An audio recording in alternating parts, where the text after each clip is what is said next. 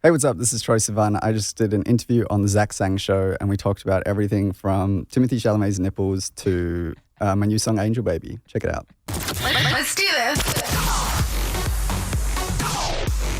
Zach Sang Show. Hello, beautiful human. I'm Zach, that's Dan, and we're here with a nervous Troye Sivan in a thumper vest. In a thumper vest that I didn't know was Thumper until you told me, but yeah, it's Thumper. A Disney Love icon. Thumper. I love him so much. Apparently so. I think I just gendered Thumper, and I shouldn't have, because I don't know Thumper's gender, and that's wrong of me. Did you say he or she? I did say he, and I assumed. And you know what they say when you assume? You make an ass out of you and me. Oh. Wow. According to Wikipedia, Thumper is a boy. Okay. Oh, there it is. And the internet doesn't lie. Ever. Never. That's what I hear. Ever, yeah. It's an honor to have you here. Thanks so much. I'm so excited to be here. I haven't been here in a really long time. I also just haven't really done an interview in a long time. I've done little ones, but not like a big one. And you had a release in the middle of 2020. Yeah.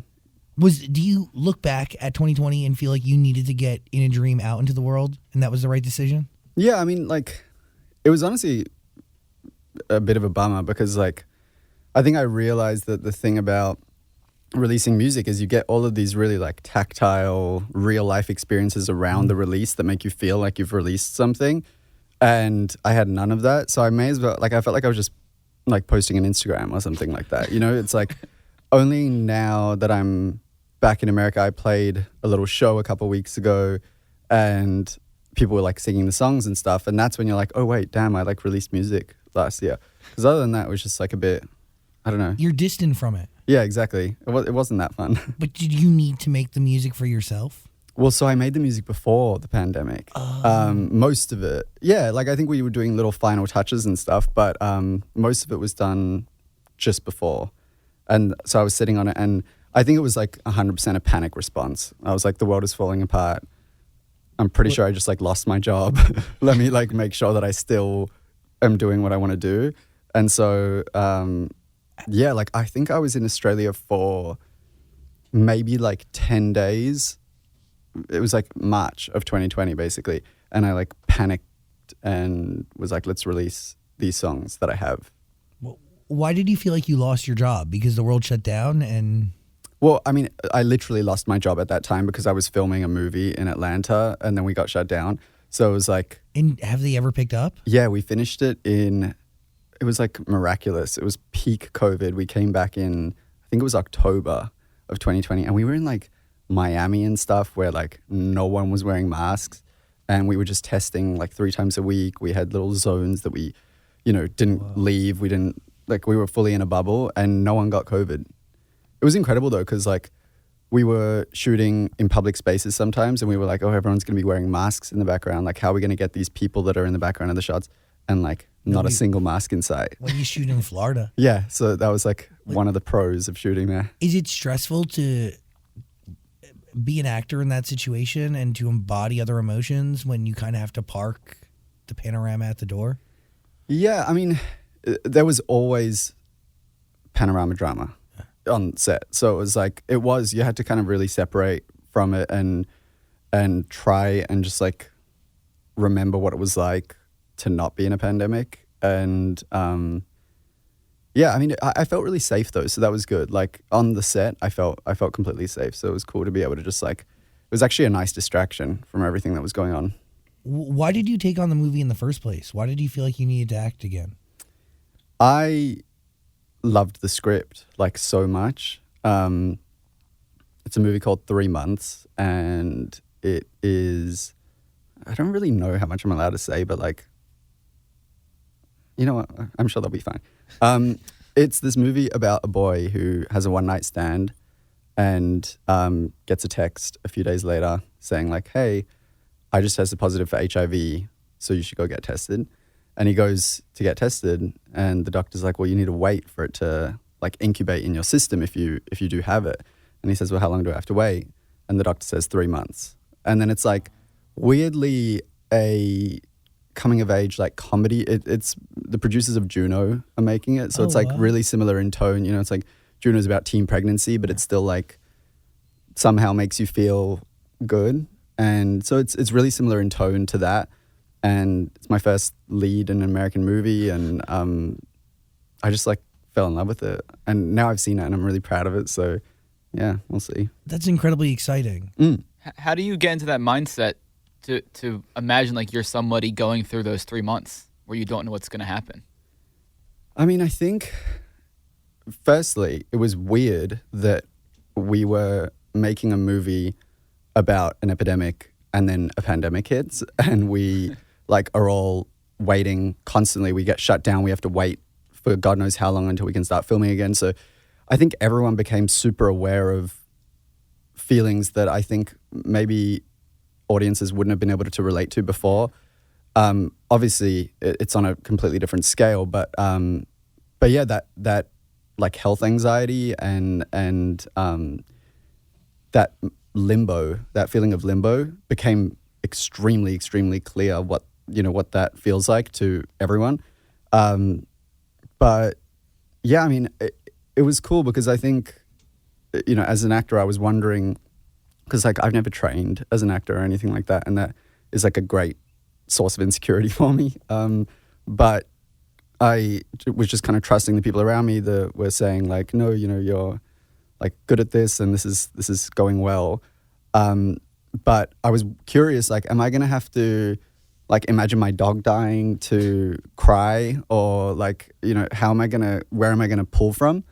And ultimately I ended up really, really, it sounds crazy and like such an actor-y thing to say, but I like formed a relationship with the character that I was playing that like I just cared about him so much. And so it ended up being, I ended up just like pulling from a space of empathy where I was like, damn, I really, really like this kid and I wish the best for him, and I'm like scared for him and I hope that he's going to be okay. You know what I mean? Like, so yeah, it was cool.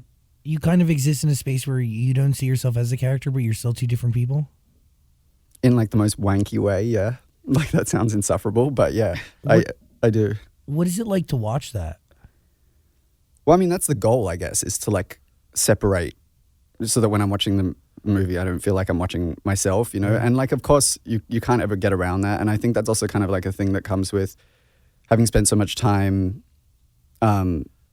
music is like all about you, and it's like you are the whole brand and you are the thing that people know, and it's all about your personality and stuff. And also before that I was on YouTube and that was all about like personality and me and everything. I think I like needed to make that separation, otherwise it just would have felt like a fraud, I get that.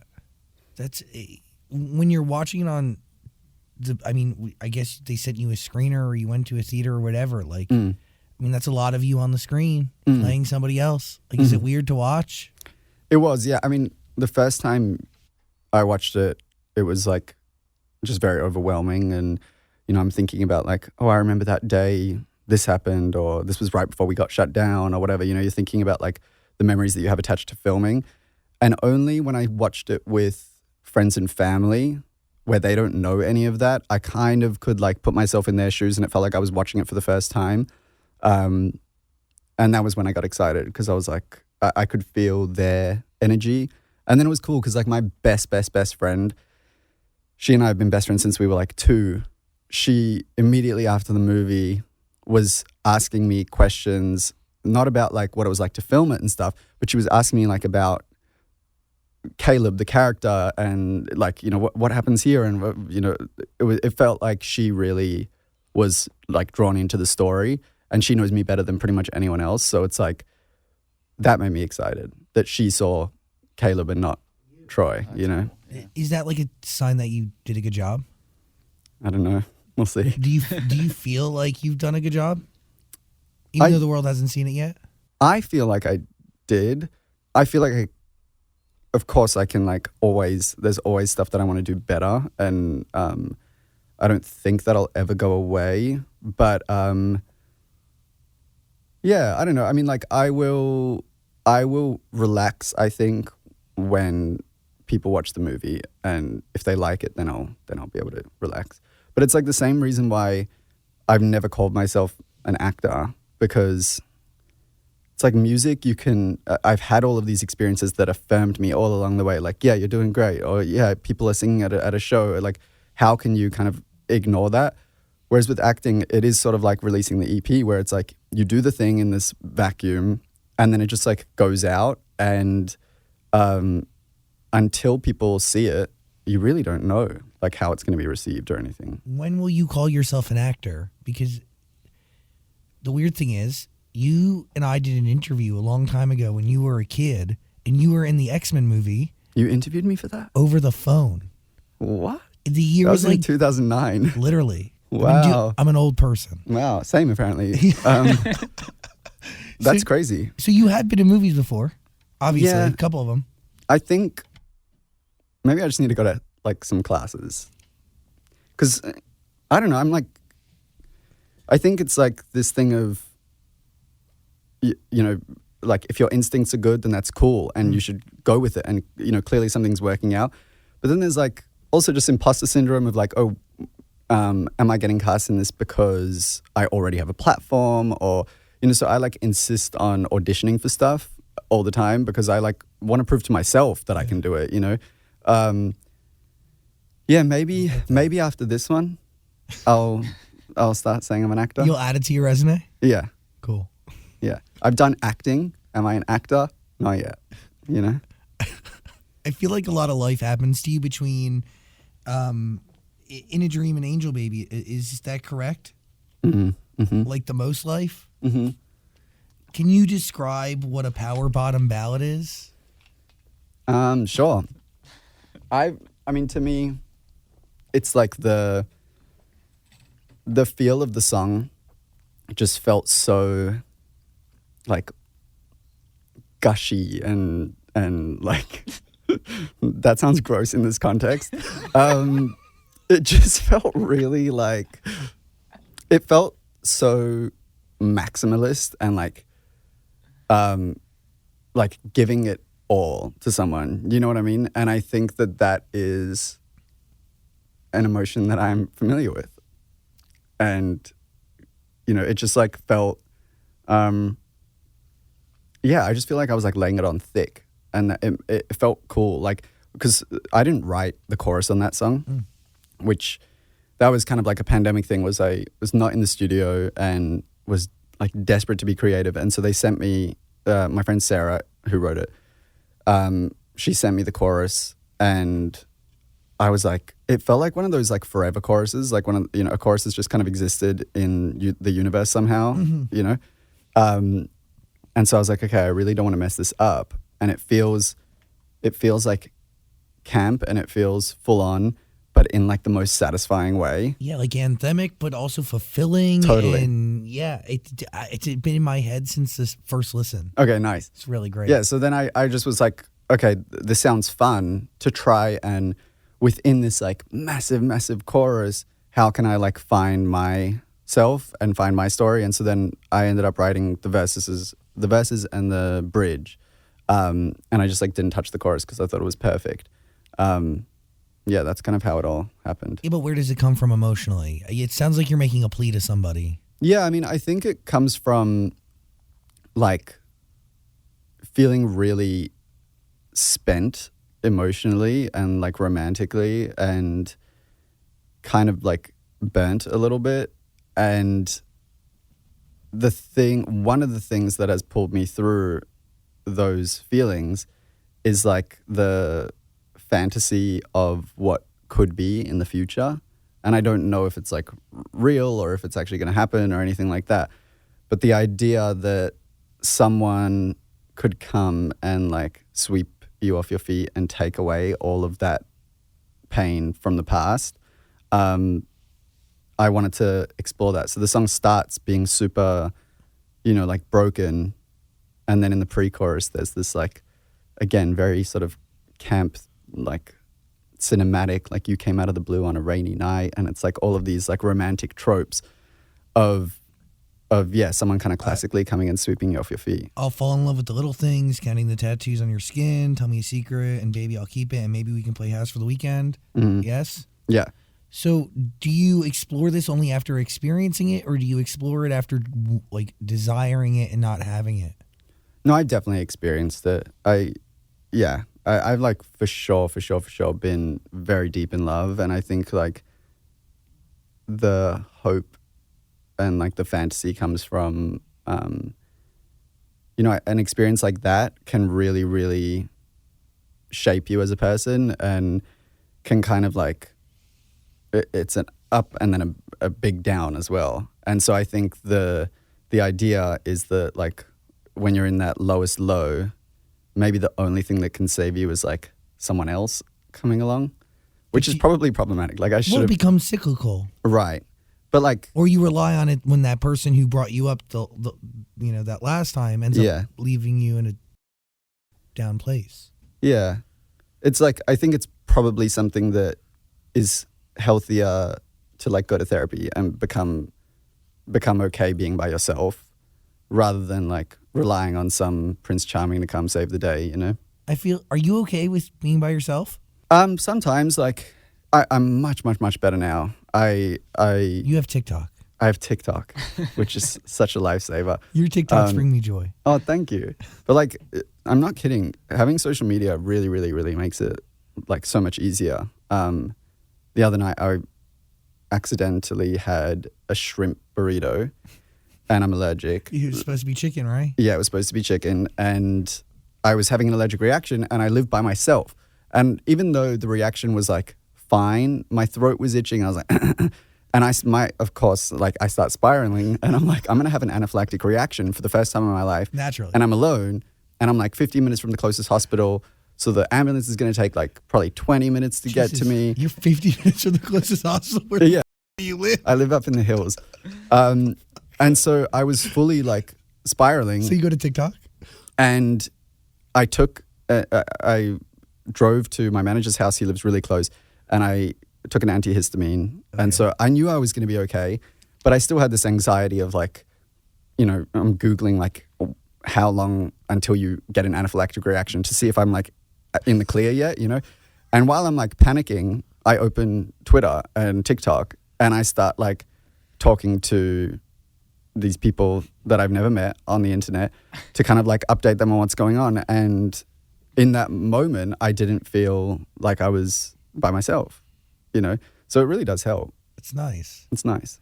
But you want to be okay with being by yourself, but do you feel like you have good friends around you? Yeah, I do. I mean, the thing is, so I basically moved to Australia throughout COVID and so much became so clear to me, like family and friends and what I just like want from my life. And now I have great friends here and everything, but I also am just like very clear on the way I want to kind of like split my time. And so even when I am alone here and I feel lonely, I kind of know that I have this foundation to rely on back in Australia. Yeah, it's only temporary. Yeah, exactly. So it makes it less like of a scary feeling. LA's the lonely part? Yeah. Yeah. What do you want from your life? I think like one thing that I realized is that like I don't, not to say that I ever could be, but like I don't have any desire to be like Beyonce level or like Taylor Swift level, like famous or successful. But does that change? What Did do you you mean? want that one? I think when I was a kid, like when I was, like I idolized Michael Jackson when I was a kid, and like, yeah, I guess like my thought prior would have been like, why stop? Like if things are going well, just like kind of keep going. And now it's like I really, really am just, I think removing myself from like LA and from the industry for a year and a half and having such a fulfilling, exciting life. Like I'm not kidding. I got to the point where in Australia, I was as excited to have a dinner party where I was cooking that like I would be, the feeling is not that different from like going to the Met Gala or something like that, where I'm just like these are both scratching different parts of my brain for sure. But and equally. I love both things. Yeah.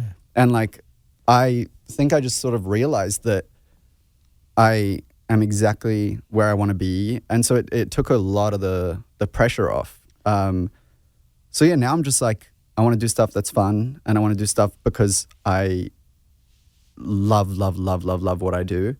But all of the sort of like extra pressure has kind of like gone out the window. But Isn't it funny that like when you come to that realization, like you had a great year. I mean, you, at least from where I'm sitting, is one of your most successful songs. No, I think it like is. Yeah, like it's.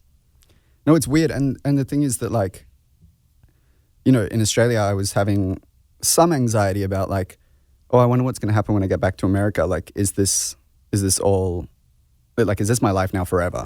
My life in Australia. Dinner parties. And spiders. Yeah, exactly. And I got back and was like thrown straight into the deep end, and I was having so much fun. Like so much fun. Because it was new again. Yeah, and I'm just like, I remembered how much I love my job. And so, yeah, it's like, it's cool. I've got a really nice balance now where I just have this like renewed excitement. But it's like, it's weird. The second I stopped caring as much, things have just been going like really well. And there's like a lot of really exciting things coming that are pushing me way out of my comfort zone. And I'm just like along for the ride now, with the safety of knowing that if all of this was to disappear tomorrow and I go back to Australia, Life's great. I'm still okay. That's awesome. Yeah. What else are you thinking over there, Daniel? Oh, sorry. I mean, you have your screen set up. Yeah. I wanted Dan to watch your TikToks this morning. I'm a big Troye Sivan TikTok fan. I mean, I'm not gonna lie to you. There have been a couple moments where I wonder. I'm like, is Troye okay? Right. Like what?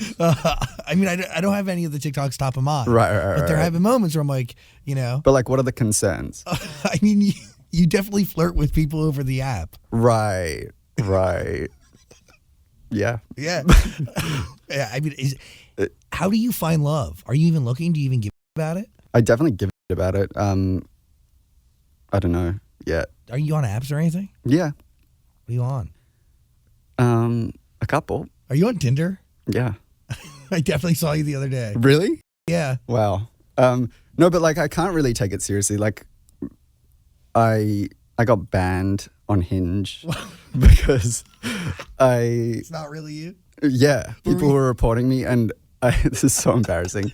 I messaged Hinge on Instagram, like at Hinge, and I was like, hey, I got banned. Can I have my account back, please? And they were like, we're so sorry. Yep, 100%. They gave me my account back. A week later, I got banned again. A week later, I got banned. And now they've ghosted me. Hinge won't reply to me. You know, so they don't want you. I'm permanently off Hinge. It's weird. I saw you on Tinder, but I have not seen you on Raya.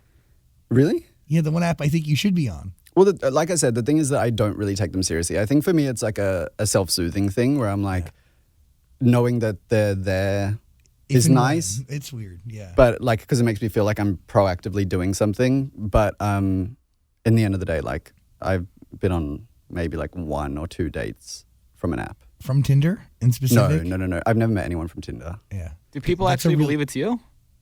No. Yeah, I wouldn't. Which think also they would. makes me feel fine. Like I'm okay with that. You know, I don't. Like I said, I don't take it serious. It is weirdly validating. You know, when people. Well, yeah, it's just like a nice way to sort of feel like you're taking an active role, even though I'm completely not. It makes me at least feel like I'm trying. I've met 2 people from Tinder in the probably like 8 years I've been on the app or something. Right.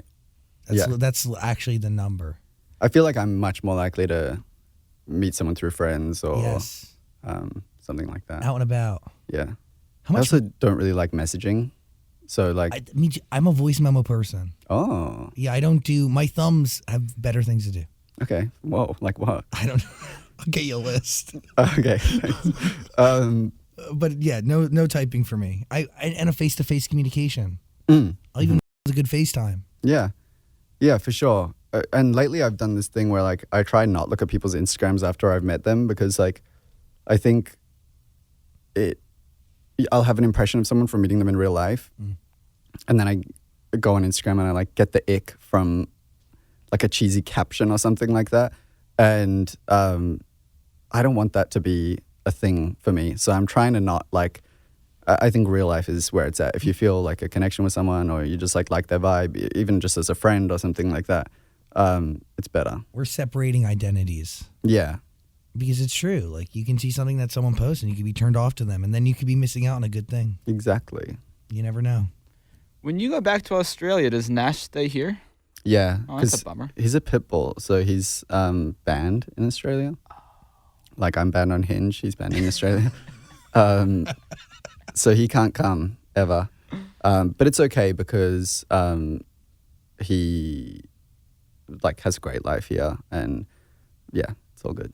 No, he lives a great life. What made you want to get a pit bull? Because just looking at you, if I was to meet you, I wouldn't think like this guy's gonna go adopt a pit bull. I call bull.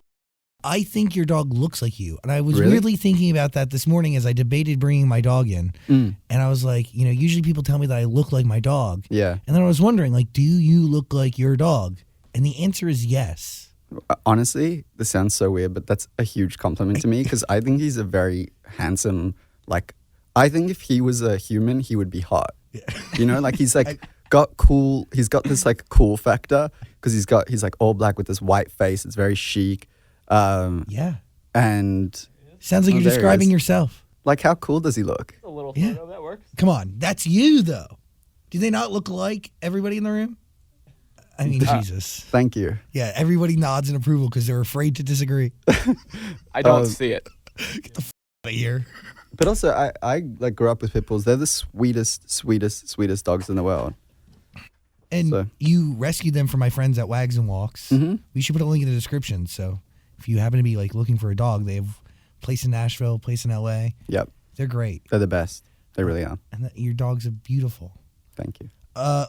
There was a song that you had in a dream, Could Cry Just Thinking About You. It starts as like a 52-second song, right? And then you choose to extend it.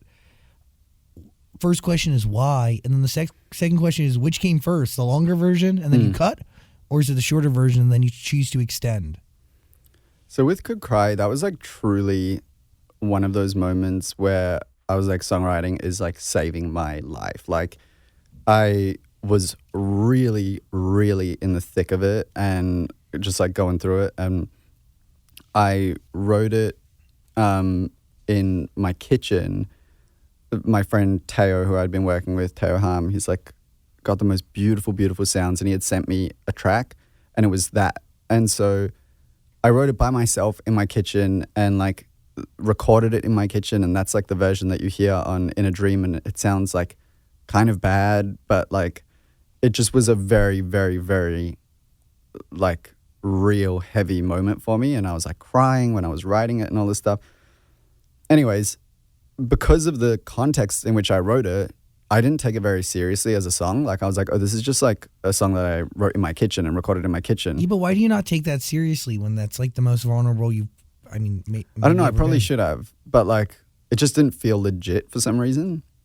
And so I decided to make it just like an interlude on because I knew that I loved it, but I put it out as an interlude on the EP, and people really responded to it. And then when I was doing this like performance video of the EP, I sang the full version, and the reaction was just like insane. And still, like at the moment, if I meet people out and about and they like tell me that they like my music, they talk about that song and they talk about my house in Australia.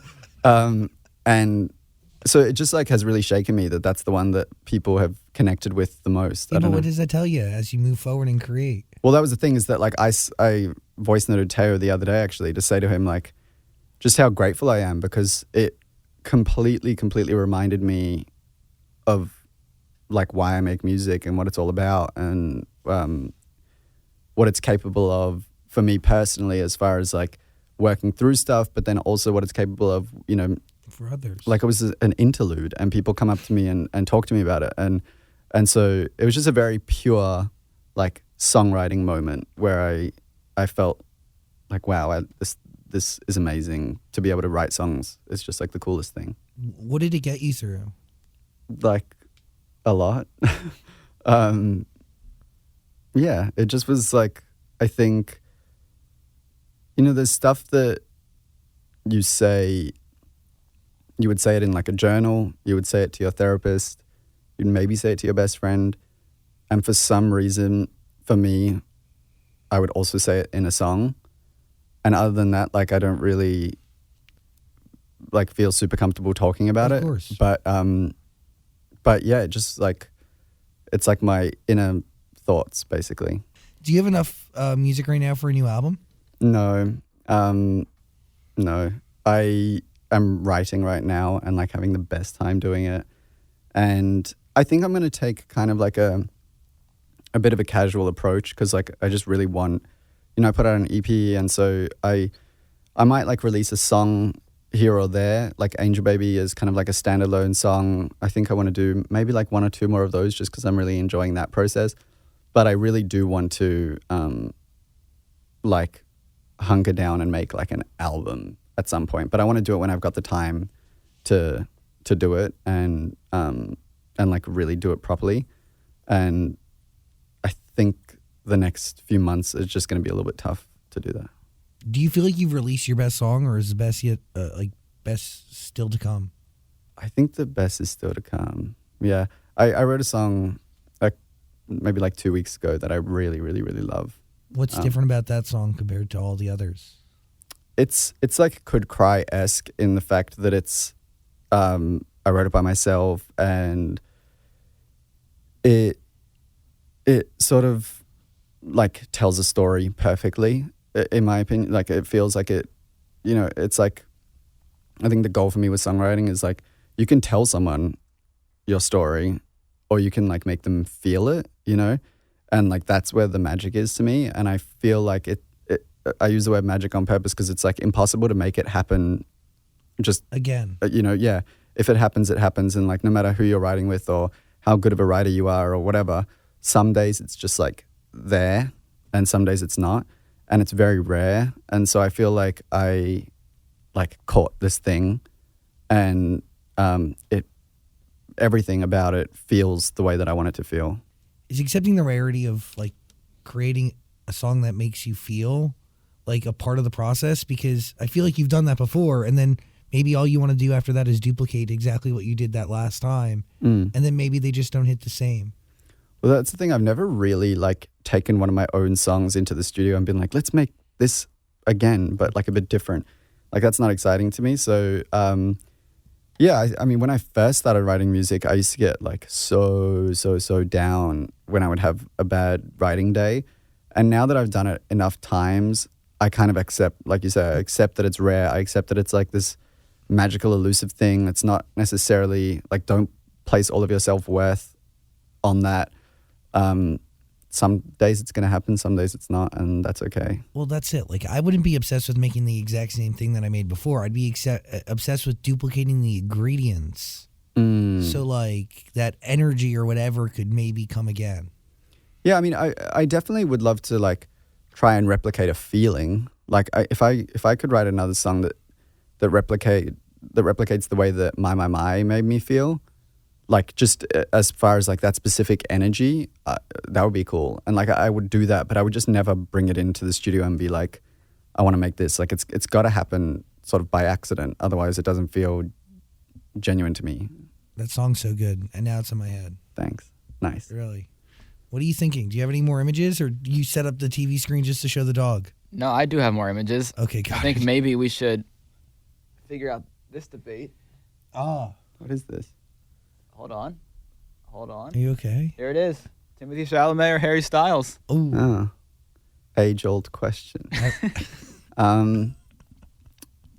I have never met Harry Styles, and I met Timothée Chalamet for the first time at the Met, and I really don't know. It's like it's genuinely a tough question. I honestly feel like kind of because if I was to have any sort of experience with either of them, I would be so caught up in the fact that was Harry Styles or Timothée Chalamet. That it's actually so, like, happening. I wouldn't be A, a good partner, or B, like I just don't think I'd be present. I feel like I'd be doing it for the wrong reasons. Look You know, at if they weren't them and I met them on the street, I'd be like, wow, that guy's so hot, and like go for it. But because they are who they are, like I don't think I'd be able to get past it. What was it like when you met Timothy? Were you nervous? I was a little bit nervous, yeah. It was nice though. I don't think I would have gone up to him and spoken to him because I just like I don't know. I'm like socially a bit nervous about that kind of stuff. especially if I think someone's cool. But him and I sort of like locked eyes, and he was the one that was like, "Oh, hey, what's up?" And so then I was like, "Okay, this is happening. Be cool." And then we talked for a while. Actually, it was really nice. We spoke about how we have like exactly the same body from the head down. Like when I was watching Call Me by Your Name, down to his like nipples, I was like, this is me. You could like chop the head off and tell me that was me in that movie and I would believe you. And I know my body well. So yeah, we spoke about that. Maybe that was weird of me to bring up to him, but I did. Oh, yeah, I your didn't say the nipples nipples remind part, me. though. No, I didn't talk about the nipples. I mean, I was just like, we are the same. Do we exchange information, or do you just go your separate ways? No, after we that? just sort of went our separate ways. Maybe he was freaked out. Oh, you never. I mean, next time. Yeah. You'll run into him. Yeah, was that? next time I won't talk about it. Okay. Was this before or after you guys met? Before. Oh, Yeah. and do you think he saw this? I posted it after. I don't think he's seen The it. prayer circle that Timothy is feeling bi-curious and single tonight. I just thought that was funny. I just thought it was funny. Like, I don't take TikTok seriously at all. Don't ever believe anything I say on there. But do you want to hook up with somebody who has the same exact body as you? Isn't that weird? I guess I'm like curious about it. Like, you know, like, You're like, oh, this is what it feels like to sleep with me. exactly. Yeah. Yeah. It's like some mirrors. Yeah. Cool. Is that it?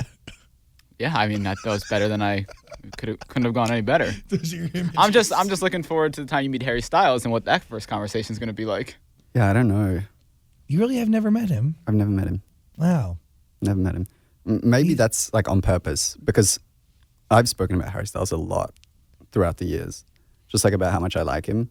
So maybe it's by design. He's like, He avoids you? yeah, maybe. I'm sure that's very present on Like his maybe mind. there's a restraining order and I just don't know, you know? His team keeps the paths clear. Well, the funny thing is that his team is my team. So So they really do I strategically really do keep you think it's away. like strategic that we haven't met. I was gonna say, like, I've met Harry Styles. I mean, at a certain point, you meet somebody once and you keep running into them. So I've run into Harry Styles like a lot. Like, I'm What's that like? incredible, actually. Really? Yeah, the last time, well, he had called into our show during the pandemic, but before that, we talked at the Blackpink concert at the Forum, and I mean, his eyes are gorgeous and intense and beautiful, and yeah, it's nice. It was very, it's Charming almost man. spiritual. Yeah. It's nice. Yeah, I feel like he's one of those people who I imagine has like a real like aura around him. He seems so nice and Yeah. lovely. But so do you. Thanks. And also, like, you know, that type of energy attracts one another. So what are you saying? I Yeah. mean, you know, if you're ever in the same room, you may you may lock eyes the same way you locked eyes with Okay. Timothée Chalamet. Yeah, let's hope so. Yeah, Let's see. fingers crossed. Mm. Cool. I mean, we've covered a lot here. You know, Easy with Casey Musgraves. That's a pretty cool little take on your record. Yeah, I mean, I just like love Casey so much. How do you give notes on that? Do you, or do you just get whatever she does and you go, okay, that's it? No, whatever she does. Like, I didn't really give any notes. It was cool because our paths like sort of aligned perfectly. You know, I think she had heard Easy, and then she was going through stuff in her own life, and then she like reheard it, and it was just like a different time where everything just kind of clicked and made sense. And she texted me and was like gushing about the song and stuff like that, and how it had, you know, taken on this like new meaning to her. And then she wrote her verse, and I was just like obsessed. What does that feel like to get that reach? Like, for somebody like that to reach out to you, but not only like say that like that they're a fan, but to be emotionally affected by a song or to be understood by a record. I mean, it's really, really, really cool because also Casey's like a songwriter. You know what I mean? Like she is like that's her craft, and in my opinion, she's like a master of it. So it's a huge honor, you know. It's like I just really, really admire her, and so yeah, it felt really nice. Angel Baby's out. Do you know what song you're gonna put out next? No, no, yeah, no, sorry. I mean, I've got like ideas, but no, there's like cool stuff happening, so it's like I'm gonna be kind of like moving around and splitting my time, and there will be 100% stuff coming out. It's just like it might not be what people expect, you know? I don't even know what that means. Nor do I really. I just sort of bullshit that whole answer. Got it. Well done. Cool. Nice. Bravo. How many songs do you have finished? Maybe like 3 or 4. Like I'm still really early days. Really, really early days. And I think a lot of the kind of like the desire to just kind of like keep moving is the music industry, first of all, has changed so much since I started. Like I feel like you can kind of do what feels right. There's less rules. And then also the thing that I was talking about before where it's like Australia has made me kind of view this in a much more pure way of what it is, which is like do what, again, feels right and do what like feels exciting in the moment. And it's not about like, you know, the rules of this is what you do now and then this is what you do and then this is the right thing to do and then this is the right thing to do. It's like I'm happy to just like kind of I'm on this crazy ride and I'm like loving every single day. So it's like I don't want to mess with that, you know. Does modeling come natural to you? Modeling? Yeah, you did the Fenty fashion show. Oh. No. Like no. Like I clearly don't. No, that's not even. I mean, it's not. You haven't even called yourself an actor yet, and you did a whole movie. And I will never ever call myself a model ever. Why not? You look good. Thank you, but I'm just not a model. It's just not. It's not me. I mean, it's fun. The cool thing about Fenty is like that's okay. Yeah. Like you know, it's like I think I had a really really weird time over the pandemic with my body. Like. I think a lot of people did. And so to come to a fashion show and be walking in like these tiny little chainmail shorts and that's it. And no underwear, by the way, because like it was like the chainmail was catching the underwear and it was like making it all messed up. So I was like pretty exposed. And I think that would have been a great source of like insecurity and anxiety for me. But testament to that show and that brand and to Rihanna, I looked around and there's so many incredibly beautiful, hot, cool people all feeling themselves and all feeling like so hot in that moment. And it sort of gives you permission to be like, hell yeah, no, like I love the way I look and like I'm excited to do this. And so I felt, I think if it was a normal fashion show, I would have probably been really insecure, but in that moment, I felt good. It's very much like an everybody brand. Yeah, exactly. It's made for everyone. Everybody. You know what I mean? Yeah. Oh, yes. That was really creative. I think that's like in their like branding stuff. Like when I was like reading up about the brand, they do that. And I was like, oh, cool. Everybody. I like that. Yeah. Bravo. If the chain underwear is getting caught on your like actual underwear, well... Surely it would be worse to not wear underwear. Yeah, when it chain, like get your penis. No. Okay, so basically, I'm trying to remember what was actually happening. Maybe it was that it was sticking. My undies were too long, and it was sticking out of the bottom. Mm-hmm. And then, yeah, I think that's what the issue was. And then it was tugging on my like hairs on my thighs. That's what it was. Gotcha. Yeah. So were you comfortable wearing the dress to the Met Gala, or did that take some building up to? It's so weird because I really thought that was going to be like a thing for me in my head. I knew that I wanted to do it, and I didn't know why I wanted to do it, but I knew that I wanted to do it. And then, you know, I was like, because the designer's got to make the dress, so I only really tried it on like maybe 2 days before. And I was curious to see, like, am I going to feel uncomfortable? Am I going to feel like I'm doing drag? Like, what's the vibe? And I put it on and I felt so like myself and so like hot and cool. And not in like I've never questioned my gender. I'm like, I feel very much like a cis man. And it wasn't about that at all. And so that it just like further confirmed to me that it sounds so cliche, but like clothes truly just have no gender. And it like opened my mind up. I'm like so stoked now because I'm like knowing the way that I felt in it. Like that is not the last time that I'll wear a dress for sure. Not. You want to capture it again? Yeah, like it's just like, okay, now there's legitimately no rules. Like whatever I feel the most like myself in, like I was like slinking around the Met in this little dress, like You looked amazing. talking to people, and I was in these like huge shoes, like high heels, and I felt great. So it's like I'm excited to see what it's like opened up a whole new world for me. What was the conversation like with the designers? Like, what did you tell them you were looking for? Did you kind of give them free rein to do whatever? Well, so I was working with my stylist Mel Ottenberg, and we were going back and forth about like, you know, like what does America, you know, mean to us? And there was so many different routes, and I think the one that we ended up taking was, it reminded me of New York, and like, I thought of like Chic and like Black and White and like Robert Mapplethorpe, and it was about kind of capturing that like New York nightlife feel. Mm-hmm. And like the little black dress is such a classic, you know, like silhouette, and so it felt like it ticked a bunch of boxes. But then I also wanted to kind of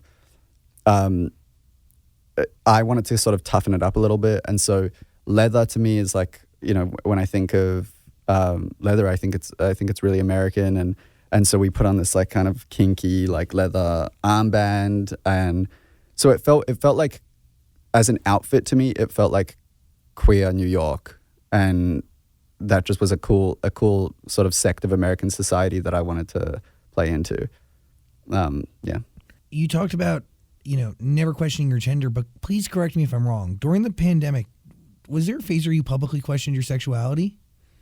As a joke. Well, As a actually, joke. I mean, like, People took it seriously. people took it seriously. No, 100%. I was kidding. I definitely have like felt. I think the cool thing about coming out when I was 14 is similar to like the way that the dress just did for me. It just sort of like bashes down any potential barriers. And so the truth is, I completely am a gay man. I identify as a gay man. I feel like a gay man. But at the same time, I just don't care. Like, you know, I like have drunkenly made out with girls, and like I just don't care. Yeah, it's boundless. I understand that. Like Yeah. once you get rid of those boundaries at 14, wear a dress, whatever. Right. Like what the else? Like, It doesn't matter. who gives a, It doesn't matter. Yeah. it's the right way to live. I did see you had a little bit of trouble learning how to use the bathroom in the dress. Oh yeah. So you have to like lift it all the way up. Is that what that photo was? Yeah. So I mean, the full story is that I was like going to the bathroom. I bumped into Tom Daly, the British diver, on the way, and I was like, "Okay, I'm gonna go pee." And he's like, "Okay, I need to pee too." So we go to the bathroom, and the door is being held open by Rihanna. Of course. You know. Duh. Yep. She was like the door woman at the Met, apparently. You give her a little tip. The bathroom attendant. And I go in, and there's like all these really cool people in there, and I'm like freaking out. And it was right after I'd filmed the Fenty show. And so first of all, I'm like, thank you for her, you know, opening the door for us. I'm like, thanks. And then I was like, oh, by the way, I just walked in the Fenty show. And she was like, oh, I know, like, you know, whatever. We were talking about that for a bit. And then just to kind of like prolong the conversation, because I'm talking to Rihanna, I was like, how do I pee in this dress? Like I've never worn a dress before. And she was like, just hike it up. So I pulled it up and stood at the urinal, and I was peeing. And then she said to Tom Daly, she's like, take the photo. And so he got this photo of me. And that's just like a special memory that I have. And if that photo didn't exist, I think I would have convinced myself that was all a dream. It sounds fake. It sounds so fake. Yeah, it really does. And I don't expect anyone to believe me. Yeah. We do. Thanks. There's proof. Yeah. Anything left? Nope, just looking through the Instagram, see if we got anything else we could talk about on We've here. covered a lot here today. Yeah. I really want more music from you. You're going to get it for sure. It'll come when it comes. Yep. Patience is a virtue that I'm figuring out how I can acquire it. Mm. So I'm trying to figure out patience. So, Yeah. Slow and steady. Slow and steady, for sure. When's the movie coming out? I don't know. We're out to film festivals right now, and we'll see where it lands. Exciting. And then, yeah. Look at we'll see. this. Angel Baby is the current single. Mm-hmm. Also, Listen to You with Tate McRae's on there, Regard. Are you surprised by the success of that record? Yeah. Very, very. I mean, I know that I love the song. Like, I just have never really had like a song do that well at US radio. And I was also in Australia the whole time, so I didn't you know. did no work. And by the way, all the other songs here, you did Yeah. a bunch of work for Right. and promo. So at that point, it was just like another reason for me to be like, you know what, whatever's meant to happen is going to happen, and I can't predict any of this. So I'm just going to like do what feels right and hope for the best. do you write on that, or do you just take somebody else's lyrics and make it, you know? I'm trying to think. Did I? I mean, I definitely didn't write the whole song. That's why I'm having to pause. You know what? I made some like structural changes, but I didn't change any lyrics or anything like that. And obviously, you don't meet any of them. Have you met Tate? I've met Tate now. She's great. So nice. So nice. I've never met Regard, and nor is she. Has anybody? Yeah, I think I don't even know where he lives. But I would love to meet him because we've had this like amazing moment together. But I think he's in like Eastern Europe, and I don't know if he's ever going to come to America. Wow. Yeah. That's I never crazy. even did like Tate and I did a million Zoom interviews together and stuff, and I never did one with him. So I would love to meet him and like say thank you. If you're watching this, reach out. Please. Troye Sivan, thanks for hanging out and giving us time today. Really Of course. appreciate Thanks you for very having me, much. guys. I haven't been to therapy, and like I feel like I just like word vomited, so I'm a bit nervous, but it's all good. Anything else you want to get out? No, we're done. I have Yeah, let's shut it down. Troye Sivan, everybody. Thank you very much. Hey, beautiful human, thanks for watching our full interview, but I get it. Like, a full interview is a lot. So we got a clips channel. We don't expect you to watch the full thing anymore, so we just gave you the highlights. Please subscribe and notifications and all that stuff. Okay, cool. I love you.